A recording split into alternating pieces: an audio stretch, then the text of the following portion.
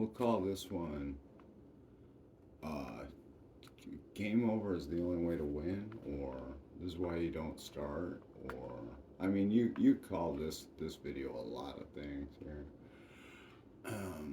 But just flipping through, I started playing this game in 2005 or so.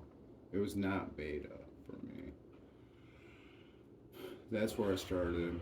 Then I went off to this server because somebody said, well, we took the server. Like a lot of times when there's lag, there, yeah, I know. I'm going to show off just a minute. Yeah, yes, I am. I'm going to show you some digital action figures with some bling.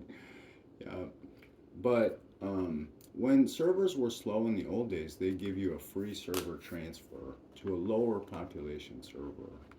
And then, people you play with kind of change and things change over the years, but this is why you don't start. And yet, there is there is that one game that you really like. Um, I always liked Warcraft because I started as a shaman, and the shaman was interesting because you could heal. I used to go into AV on a split spec Resto Elemental, and in Alterac Valley, you just kind of chain heal and chain lightning and frost shock. You have Ghost Wolf. You have a lot of things that are really fun to use in an old time shaman. Once you've done all the totem quests and stuff. Um, so anyway, one thing leads to another, and pretty much, you just, well, I'm bored. I'll try this new class, or however you look at it. Like here, I have the old hunter, which this one I've had since and I've thrown that one on a lot of different servers, but um, that's the old hunter there. Um, and yet, you still gonna start up a new hunter and keep it at low level so you can still play when you don't pay for pay for a subscription, that kind of thing. Um, and this one, I know what it's gonna look like. Skis, please. Yeah. Jeez. Well, she lost a lot of PvP and got all her gear taken now, didn't she? That's my warlock. Affliction used to be sit at an Arathi Basin flag. As Affliction, you have like maybe 5 fears and like 6 or 8 dots, and like, come at me. And people would try. The whole team might try, and you still had a chance as an Affliction lock, thanks to all your fears and dots and things back then. So that one's always been fun. I just over the years they changed classes a lot. Um, this one I did to honor Saint Joan of Arc, so that's Joan of Arc as best as I could do it on a molten core hound with a cinder kit and following it. Anyway, that's the Raiden Bull. I mean, that's if you like Mortal Kombat, I guess. Skis, please. Again, where'd you lose your armor? How did you lose your armor with such badass two-handers? Well, it's just she lost her armor. She was fighting too much. That's the original Rogue. And of all my achievements, Master of Alterac Valley is the one that took forever on my faction because I will say it, there's no way on earth. If you played Alterac Valley enough, the Alliance really does always have the advantage there.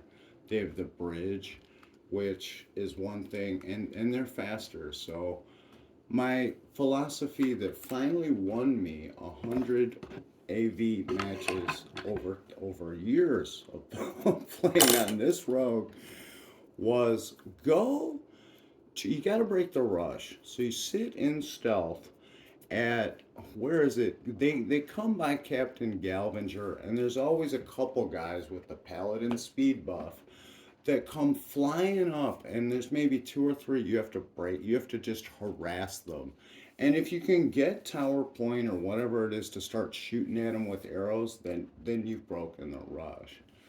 And that really is the rogue's philosophy. Sit right there at that choke point, um, somewhere in between the graveyard and Captain Galvinger. And finally, I want it. Yeah, and then after having 100 victories, it was like tower defense or something like that I had to finish with. Um, and every one of these has its own little bank tune for overflow. Back then, you really used to need them. So that's a bank. This thing, a little bank. Oh well, and that's that. I just wanted to show off some digital action figures. I was thinking, not to be blunt or whatever, but maybe just log in and do PvP every once in a while. This one, they every once in a while, because you've bought so many expansions over the years, and I hadn't subscribed since 2018. They give you a free, like level 50, I think it was, and then you just have to grind to the top level. And so that priest I did. And I liked how in the expansion, whatever it was, you can really change their skin tones now. So you can have a black blood elf or like however you like it. And then that's the name I always wanted. Horde Spear, the hood ornament of the Horde War Machine.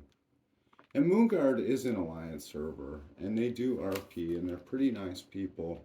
And they said, well, for your faction, they're kind of like lone wolves, just crop up every once in a while.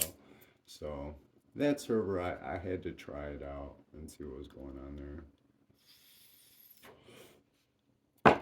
So, my tobacco. Anyway, that was that.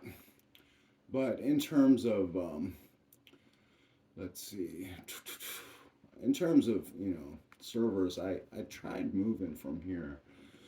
the, the benefit of going to a server that really is full of your own faction is you can down world bosses. Like on this server, since it is so heavily populated by the Horde faction, and I haven't really kept up with the game since 2018, but that's that. You could down those world bosses, like do the Shah and do that whatever it was by the farm there where you see my point. There's more you can do. Like when you're wandering around the world, there are a lot of things that you're just not going to be able to take on as a solo random player. And other people go, hey, we're attacking the Shah of Pride or whatever it was, and so that was nice for this server. Whereas like when I started on Durotan and Arygos, they just weren't. They weren't really one faction or the other. They were kind of more heavily Alliance. And so Area 52, at least for a while, was a very nice home. And I moved all my characters there. But you can see, in terms of digital toy chest, why you don't want to start. It gets a bit out of hand.